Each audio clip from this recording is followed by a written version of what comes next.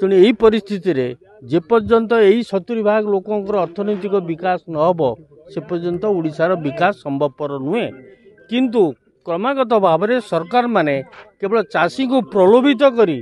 Vote नबार रास्ता सीना खोजुंट प्रकृत पक्षे चाषी अर्थनैतिक विकास किपरि हम सेपरी निर्दिष्ट किसी कार्यक्रम ग्रहण करूना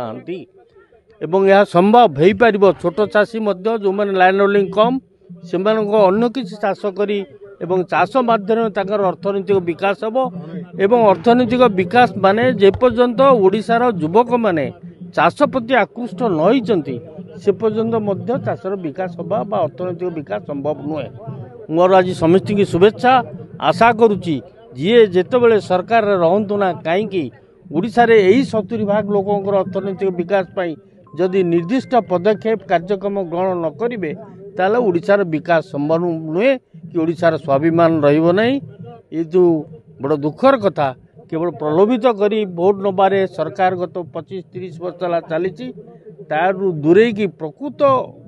विकास किपरि भाव 70% लोकंर हम से चिंता करवा समय कटनी छटनी बंद पाई निजे सरकार डिक्लेयर करते कटनी छटनी हम नहीं। कौ जिले में 4 किलो कौ जिले में 5 किलो कौ जिले में 8 किलो कौ जिले में 9 किलो कटनी छटनी होची साइन बोर्ड मरा होची प्रतिश्रुति रक्षा कले कौ प्रतिश्रुति रक्षा कले सुभद्रा प्रतिश्रुति जहाँ कही रक्षा कले